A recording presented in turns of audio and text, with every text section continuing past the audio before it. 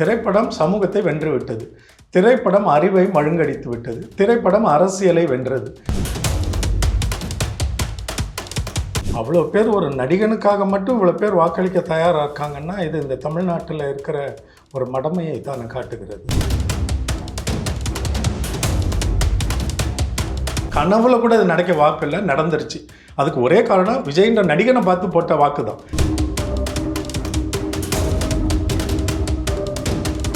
தூய கட்சி தீய கட்சின்றதை ஆரம்பிச்சு வச்சாரு. நான் சுத்தமானவன், ஊழலே பண்ண மாட்டேனாரு. அவர் பெரம்பூர்ல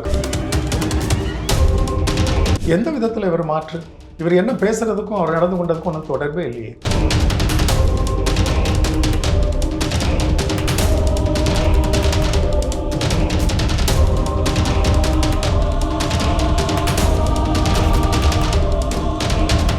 வணக்கம் நேயர்களே, நான் உங்கள் கார்த்திக். நம்முடைய சிறப்பு நேர்காணலில் இசையமைப்பாளர் ஜேம்ஸ் வசந்தன் இணைந்திருக்கிறார். அவரிடம் விரிவாக பேசலாம். வணக்கம் சார். வணக்கம் கார்த்திக். சார், விஜய் சுனாமி தமிழ்நாட்டை புரட்டி போட்டிருக்கு. ஸ்டாலின், எடப்பாடிங்கிற ரெண்டு பெரிய அரசியல்வாதியை வீழ்த்தி விஜய் வரலாற்று சிறப்புமிக்க வெற்றியை பதிவு பண்ணியிருக்கிறாரு. இந்த வெற்றி தமிழ்நாட்டு அரசியலுக்கு சொல்லக்கூடிய செய்தி என்னன்னு பார்க்குறீங்க நீங்க? எப்பவுமே சுனாமி நல்ல தகவல் இல்லையே. சுனாமின்றதே பேரிழப்பு தானே. தமிழ்நாட்டுக்கு நிகழ்ந்த ஒரு சுனாமி அரசியல் பேரிழப்பாக இதை நான் பார்க்குறேன். எதனால பேரிழப்பு அப்படிங்கிற லெவலுக்கு விஜயோட வெற்றியை நீங்கள் குறிக்கிறீங்க? இல்லை, இப்போது அவருக்கு பதிந்திருக்கிற வாக்குகள் 1,89,00,000 மாதிரி ஏதோ அப்படின்னு நினைக்கிறேன். 1,90,00,000 வச்சுப்போம். அவ்வளோ பேர் ஒரு நடிகனுக்காக மட்டும் இவ்வளோ பேர் வாக்களிக்க தயாராக இருக்காங்கன்னா இது இந்த தமிழ்நாட்டில் இருக்கிற ஒரு மடமையை தான் காட்டுகிறது. இல்லை, ஒரு நடிகனுக்கான ஓட்டு தான் அப்படிங்கிற லெவலில் இந்த ஓட்டை நம்ம சுருக்கிட முடியுமா? இரண்டு கட்சிகளுக்கு மேலே உள்ள பெரிய அதிருப்தி தான் முக்கிய காரணம். ஒரு மூன்றாவது வாய்ப்பை எதிர்பார்த்து காத்துட்டு இருக்கும்போது விஜய் மாதிரி எல்லாருக்கும் பரவலாக அறியப்பட்ட ஒரு முகம் வரும்போது அவங்களுக்கு வாய்ப்பு கொடுக்குறாங்க. அப்படி தானே நம்ம பார்க்கணும். இல்லை, பின்ன விஜய்ன்றவர் வேறு யார்? நம்ம ரெண்டையும் குழப்பிக்கக்கூடாது. இந்த பக்கம் திராவிட கட்சிகள் திமுகவும் அதிமுகவும் மாறி மாறி ஆள்கிறார்கள். சரி, மாற்று தேவைன்ற எண்ணம் ஒரு கட்டத்தில் ஏற்படுறது இயல்பு தான். சரி, அதுக்கு மாற்று என்ன யாருன்னு ஒரு வரையறை இருக்குல்ல. குறைந்தபட்ச தகுதியை அடிப்படையெல்லாம் இருக்கணும்ல. திடீர்னு யாரோ ஒருத்தர் வராங்கன்றதுக்கு ஏதாவது பண்ணிடலாமா? அதாவது இந்த சோசியல் மீடியாவில் பல எடுத்துக்காட்டுகள், உதாரணங்கள், மெட்டஃபர்ஸ் இவங்க பயன்படுத்துகிறாங்க.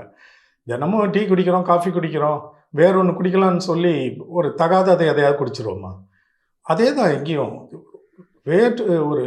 ஒரு வேற்று சக்தி ஒன்று வேணும், மாற்றம் வேணுன்ற எண்ணம் வரைக்கும் சரியாக இருக்குது. அதற்கு ஆள் இருக்காங்களா?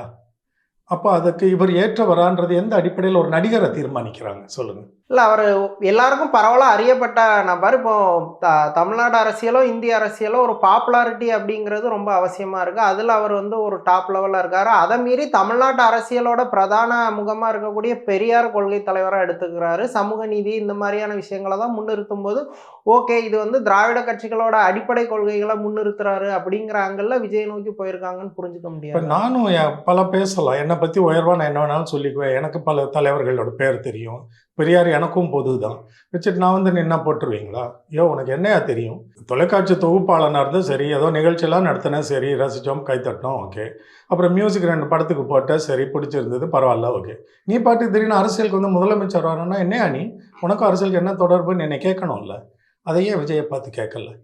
இப்போ மாற்று வேணும்னு நினைக்கிறாங்கல்ல. மாற்று வேணும்னா தொண்டை தண்ணி வத்த 15 ஆண்டுகளாக ஒருத்தன் கத்திட்டு இருக்கான தமிழ் தேசியம்னு சொல்லி விவசாயத்தை எப்படி நம்ம மேம்படுத்தலாம், எப்படி தொழில் கல்வி கொண்டு வரலாம், குடிநீர் மேலாண்மையை எப்படி வைக்க முடியும், எப்படி வேலைவாய்ப்புகளை உருவாக்க முடியும், எப்படி வேலைவாய்ப்பை நம்ம எல்லாருமே ஆண்டர்பிரனர்ஸாக எப்படி மாற முடியும், என்னென்னவோ பேசுகிறாருல்ல.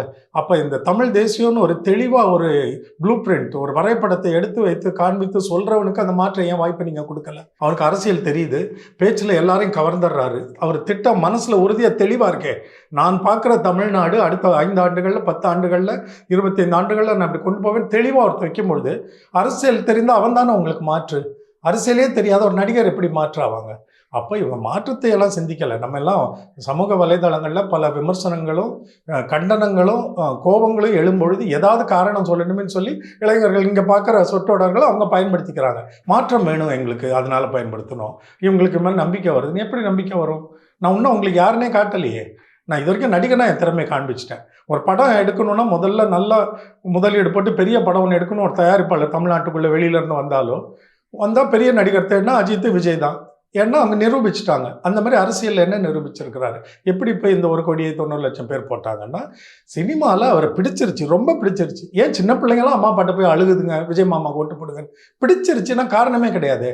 அந்த காரணம் இல்லாமல் தான் அறிவை இழந்து போட்ட வாக்குகள் தான் இதுன்றது ரொம்ப தெளிவாக இருக்குது. நான் சொல்லணுன்ற அவசியம் இல்லை. இல்லை, இப்போ சினிமா கவர்ச்சி தான் காரணம், சினிமா கவர்ச்சி மட்டும்தான் காரணம்னா, இதுக்கு முன்னாடி வந்த விஜயகாந்தோ, கமலஹாசனோ, ஈவன் சிவாஜி கணேசனோ நிறைய நடிகர்கள் வந்து இங்கே ஜெயிக்க முடியல. அவங்களுக்கு வந்து சினிமா கவர்ச்சி வந்து அவங்களுக்கு அரசியலில் வெற்றியை தேடி தரல. அப்போ அவங்க மிஸ் பண்ண ஏதோ ஒரு விஷயத்தை இவர் சரிப்படுத்திட்டு தானே தேர்தலை எதிர்கொண்டிருக்காரு. அப்போ சினிமா கவர்ச்சி மீறின ஒரு விஷயம் ஒர்க் ஆகி நல்ல ஒப்புமை இது.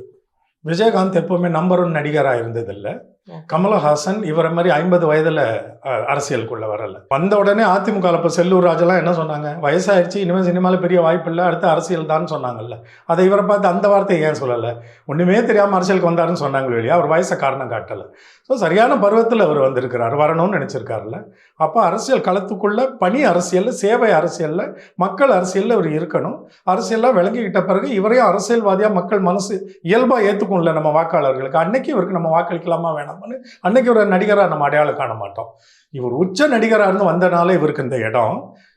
இன்னொன்று, இன்னும் கொஞ்சம் இளம் வயதிலேயே வந்துட்டனால. பொதுவாகவே ஹீரோஸ் பார்த்தீங்கன்னா 70-75 வயசுலேயே சூப்பர் ஸ்டார்லாம் டூயட் பாடிட்டு இல்லையா எத்தனை படங்களில். ஹீரோ அப்படின்னாலே அவர் வயசை பார்க்காம அவர் ஒரு இளம் துடிப்பு நம்ம மனசில் ஒரு உணர்வு அவங்கள பற்றி இருக்கும்.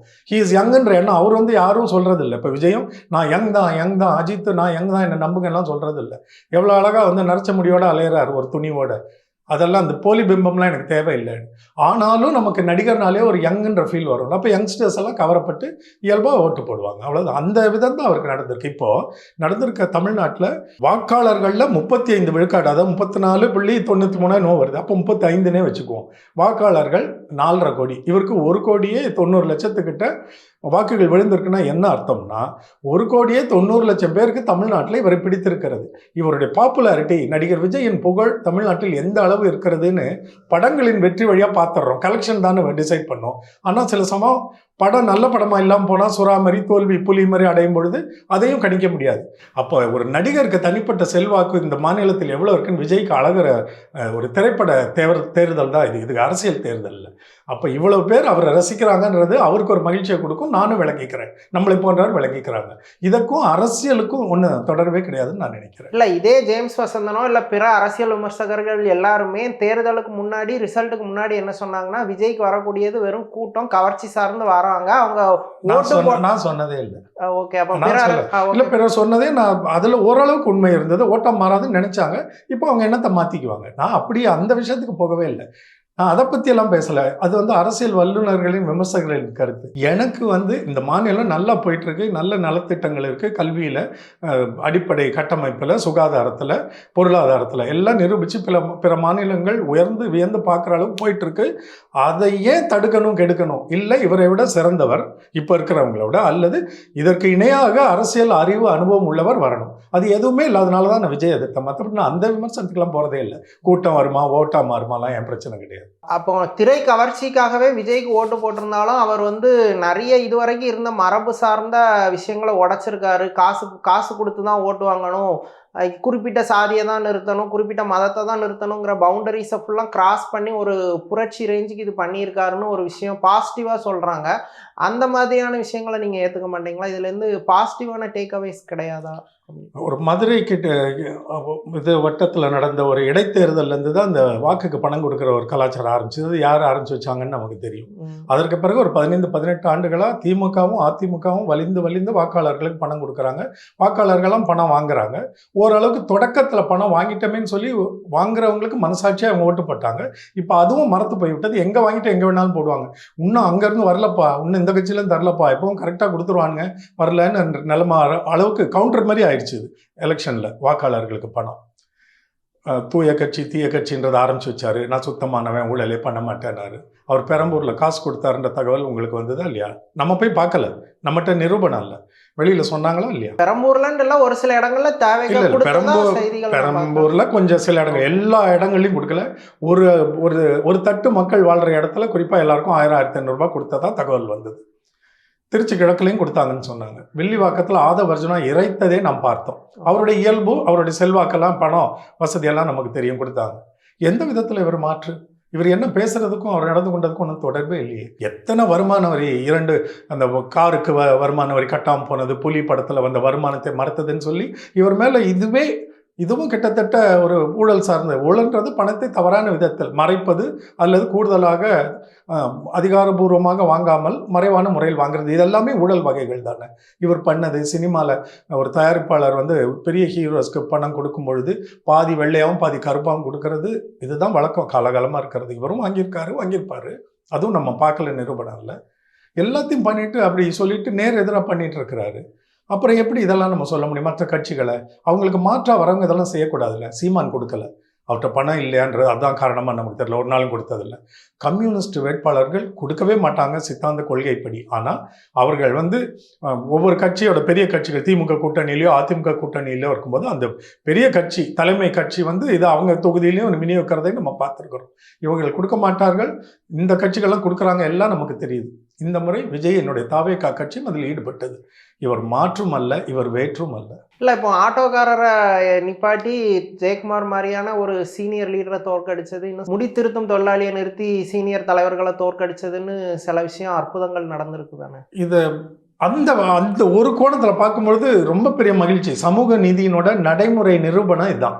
ஓகே, சரி, இதனால் யாருக்கு என்ன லாபம்? அந்த சமூகத்தில் இருக்கவங்க மகிழ்வாங்க, உயர்வாங்க.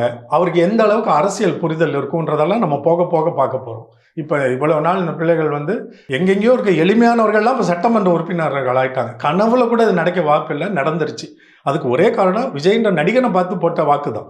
அந்த ஆட்டோ ஓட்டுகிற, இல்லை அந்த சலவை தொழிலாளி, இல்லை இந்த நாவிதர், இவங்களுக்கெல்லாம் அரசியல் தெரிந்து ஒரு நல்லா செய்வார்னு நினச்சி ஓட்டு போடல. எல்லாரும் உயர்ந்து நோக்கி பார்த்தது நடிகன்ற விஜயை பிடித்து போய் கவர்ச்சியின் காரணமாக போட்ட வாக்கு. நடந்துருச்சு, நல்ல விஷயம். இவங்க எப்படி தங்களை இனிமேல் திறமையை வளர்த்துக் கொள்கிறார்கள், எத்தனை பேர் புத்தகங்களை எடுத்து படிக்கப் போகிறார்கள், இந்த தமிழ்நாட்டில் வெற்றிகரமாக இருக்கிற சித்தாந்தங்களை விளங்கி கொண்டு செயலாற்றப் போகிறார்கள்னு பார்த்து நம்ம விமர்சிக்க போகிறோம். எனக்கு வந்த வரையில் ரொம்ப மகிழ்ச்சி. ஆட்டோ ஓட்டுநர் நேற்று சட்டமன்ற உறுப்பினர் ஆனார்னு தொலைக்காட்சியில் பார்த்த உடனே இது சமூக நீதியின் வெற்றியான்னு நான் நினைக்கிறேன்.